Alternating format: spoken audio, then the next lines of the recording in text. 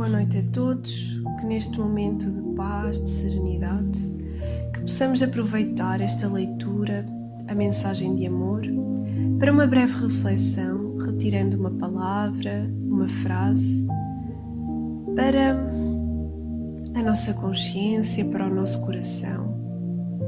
Que essa informação seja importante na nossa caminhada evolutiva, importante na prática, no dia-a-dia, com os outros, mas principalmente com a adoção de uma melhor conduta da nossa parte, de uma reforma íntima. E assim iniciaremos este estudo através da obra O Evangelho segundo o Espiritismo. Capítulo 16. Não se pode servir a Deus e a Mamon. Desprendimento dos bens terrenos. Item 14. Venho, meus irmãos, meus amigos, trazer a minha pequena contribuição para vos ajudar a caminhar corajosamente na estrada do aperfeiçoamento onde entrastes. Nós nos devemos uns aos outros, e somente por uma união sincera e fraterna entre os espíritos e os encarnados é que a regeneração será possível. Vosso amor pelos bens terrenos é um dos fortes empecilhos ao vosso adiantamento moral e espiritual. Por esse apego às posses materiais, destruís as faculdades de amar, levando-as todas para as coisas materiais. Sede sinceros, a riqueza proporciona uma felicidade sem restrições? Quando os vossos cofres estão cheios, não há sempre um vazio em vossos corações? No fundo dessa cesta de flores não há sempre um réptil escondido? Compreendo que o homem que ganhou a sua fortuna por um trabalho assíduo e honrado experimenta uma satisfação, aliás bem justa. Mas dessa satisfação muito natural e que Deus aprova a um apego que absorve qualquer outro sentimento e paralisa o coração a uma grande distância, tão grande quanto a que vai da avareza sórdida à prodigalidade exagerada, dois vícios entre os quais Deus colocou a caridade santa e salutar virtude, que ensina ao rico a dar sem ostentação, para que o pobre receba sem baixeza. Que a fortuna venha da vossa família, ou que a tenhais conseguido com o vosso trabalho, de uma coisa jamais podereis vos esquecer, é que tudo vem de Deus e tudo retorna a Deus. Nada vos pertence na terra, e nem mesmo o vosso pobre corpo. A morte faz com que o deixeis, assim como a todos os bens materiais. Sois depositários e não proprietários, não vos enganeis quanto a isso. Deus vos emprestou e deveis devolver. Ele vos empresta sobre a condição de que pelo menos o supérfluo se destina àqueles que não têm o necessário. Um de vossos amigos vos empresta certa importância e por menos honesto que sejais, tereis o escrúpulo de devolvê-la e lhe ficareis agradecido pelo empréstimo. Pois bem, essa é a posição de todo o homem rico. Deus é o amigo celeste que lhe emprestou riqueza e que pede para si apenas amor e reconhecimento, mas que exige que o rico, por sua vez, dê aos pobres, que são seus filhos, tanto quanto ele. Os bens que Deus vos confiou despertam em vossos corações uma ardente e insensata cobiça. Quando vos deixais apegar sem limites a uma fortuna, perecível e passageira como vós, já pensastes que chegará o dia em que tereis que prestar contas ao Senhor do que veio dele? Esquecestes de que pela riqueza fostes revestidos do caráter sagrado ministros da caridade sobre a terra, para serdes os seus distribuidores inteligentes? Ou que sois, portanto, quando usais apenas em vosso proveito o que vos foi confiado, senão depositários infiéis? Que resulta desse esquecimento voluntário dos vossos deveres? A morte inflexível e inexorável vem rasgar o véu sobre o qual vos escondeis e vos força a prestar contas ao mesmo amigo que vos havia prestado um favor e que nesse momento se reveste para vós como a toga de juiz. É inutilmente que procurais na terra iludir-vos, disfarçando com o nome de virtude o que frequentemente não passa de egoísmo. Chamar de economia e previdência o que é cobiça e avareza, ou chamar de generosidade o que é apenas prodigalidade em vosso proveito próprio. Um pai de família, por exemplo, economizará, juntará ouro sobre ouro, e isso ele afirma para deixar aos seus filhos o maior número de bens possível, evitando que caiam na miséria. É muito justo e paternal, temos que convir, e não se pode censurá-lo por isso. Mas é bem esse o único motivo que sempre o leva a agir assim? Não é isso. Muitas vezes uma desculpa para a própria consciência, a fim de justificar aos seus próprios olhos e aos olhos do mundo o seu apego pessoal aos bens terrenos. Entretanto, admitindo-se que o amor paternal seja o seu único motivo, é isso razão para esquecer os seus irmãos diante de Deus? Quando ele mesmo já tem o supérfluo, deixará os seus filhos na miséria se eles tiverem um pouco menos desse supérfluo? Agir assim não é lhes dar uma lição de egoísmo e endurecer o seu coração, não é sufocar dentro deles o amor ao próximo? Pais e mães, cometeis um grande erro acreditando que assim aumentais a afeição dos vossos filhos por vós, ensinando-os a serem egoístas para com os outros, os ensinais a fazerem o mesmo com vós mesmos. Quando um homem trabalhou muito e com o suor do seu rosto juntou bens, muitas vezes o escutais dizendo que, quando o dinheiro é ganho, sabe-se melhor o seu valor. Nada é mais verdadeiro. Muito bem. Que esse homem que confessa conhecer todo o valor do dinheiro faça a caridade segundo as suas posses, e ele terá mais mérito que aquele que, na abundância, ignora as rudes fadigas do trabalho. Mas se ao contrário, esse mesmo homem que recorda as suas penas e os seus trabalhos é egoísta, duro para os pobres, ele se torna bem mais culpado do que os outros. Porque quanto mais se conhece, por experiência própria, as dores escondidas da miséria, mais propenso deve estar a aliviá-las nos outros. Infelizmente, no homem que possui um grande apego à sua fortuna sempre há um outro sentimento tão forte quanto esse. É o orgulho. Não é raro ver-se o novo rico atordoar o infeliz que implora a sua assistência com a narração dos seus trabalhos e suas habilidades, em vez de ajudá-lo e acabar dizendo: faça o que eu fiz. Segundo a sua concepção, a bondade de Deus não influi em nada na obtenção da sua fortuna, somente a ele pertencem todos os méritos. Seu orgulho coloca uma venda sobre os seus olhos e tampa os seus ouvidos. Ele não compreende que, com toda a sua inteligência e habilidade, Deus pode roubá-lo com uma só palavra. Esbanjar fortuna não é desapego dos bens terrenos, é descuido e indiferença.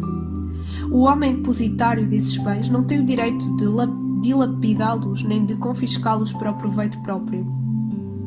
A prodigalidade não é generosidade. Frequentemente é uma forma de egoísmo. Aquele que esbanja ouro para satisfazer uma fantasia não daria um centavo para prestar um auxílio.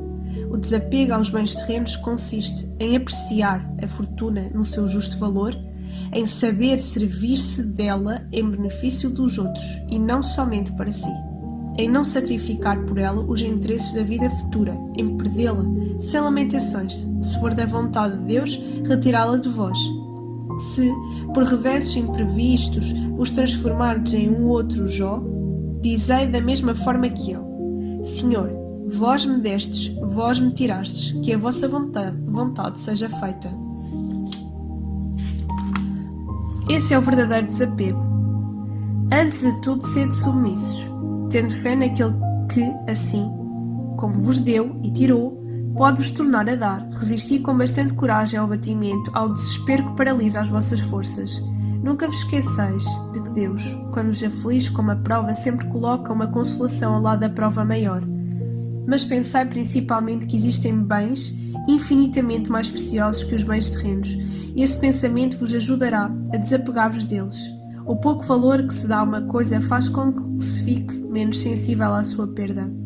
O homem que se apega aos bens da terra é como a criança que somente vê o momento presente. O que se desprende deles é como o adulto que vê as coisas mais importantes, porquanto compreende estas palavras do Salvador: meu reino não é deste mundo. O Senhor não manda que nos despojemos do que possuímos, para ficarmos reduzidos a uma mendicância voluntária, porque então nos transformaríamos numa carga para a sociedade. Proceder assim seria interpretar mal o desinteresse pelos bens terrenos. Trata-se de uma outra forma de egoísmo, em que o indivíduo fugiria da responsabilidade de que a fortuna faz recair sobre aquele que a possui. Deus a concede a quem lhe parece bom para administrá-la, em proveito de todos. Portanto, o rico tem uma missão que ele pode tornar bela e proveitosa para si. Rejeitar a fortuna, quando Deus a concede, é renunciar ao benefício do bem que se pode fazer, administrando-a com sabedoria. Saber passar sem ela, quando não a temos, saber empregá-la utilmente quando a possuímos, saber sacrificá-la quando necessário, isso é agir segundo os desígnios do Senhor. Que aquele para quem chega o que neste mundo se chama boa fortuna, diga: meu Deus, tu me enviaste um novo encargo, dá-me forças para cumpri-lo de acordo com a tua santa vontade.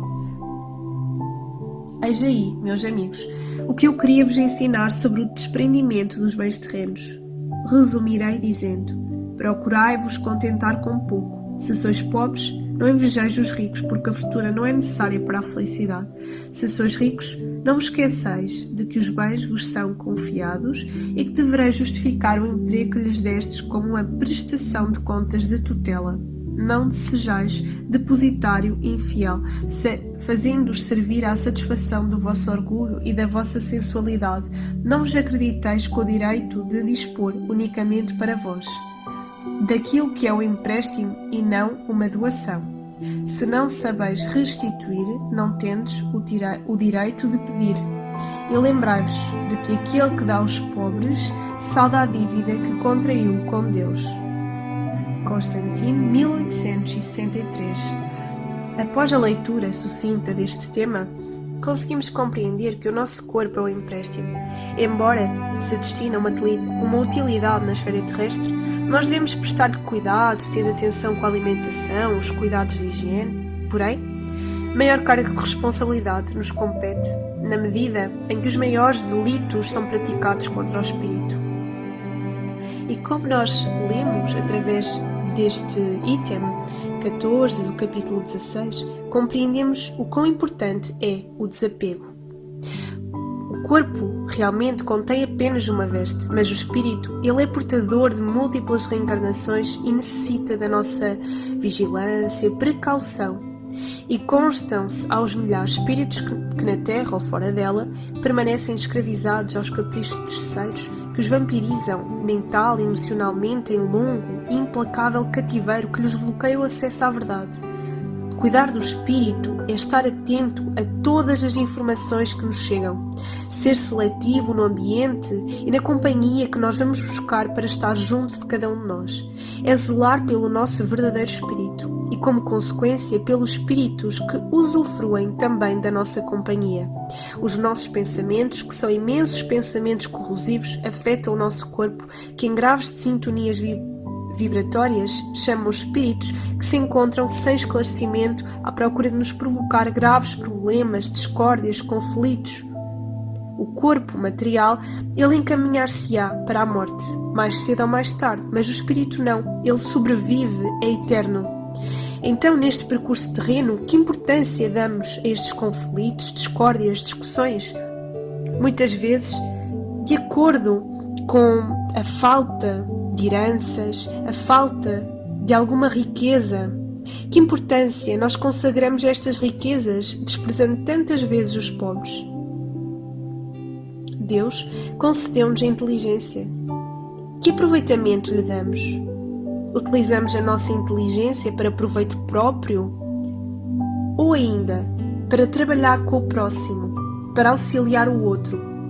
Por vezes esquecemos os nossos deveres espirituais, o trabalho digno, e iludimos-nos com a cobiça, com a avareza, dedicando grande parte do nosso tempo a alimentar ilusões que demonstram meramente a efemeridade da vida na Terra. Assim, que possamos dedicar-nos mais na tarefa do bem, na valorização do trabalho íntimo e principalmente na autenticidade da vida, visualizando a vida como uma mera passagem de atributos, de cargas elevadas de aprendizado, de coletânea de sentimentos, de emoções que vamos recolhendo ao longo da nossa viagem.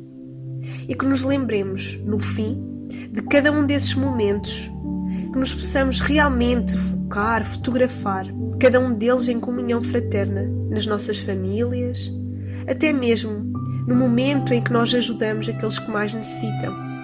Que possamos recordar a alegria de doação, do amor a Jesus, e que não nos foquemos tanto no nosso orgulho, no nosso egoísmo, no nosso bem-estar. Que possamos fazer cada vez mais pelo próximo, continuando assim a nossa caminhada evolutiva, sempre com um pensamento positivo, com fé e em paz. Que assim seja.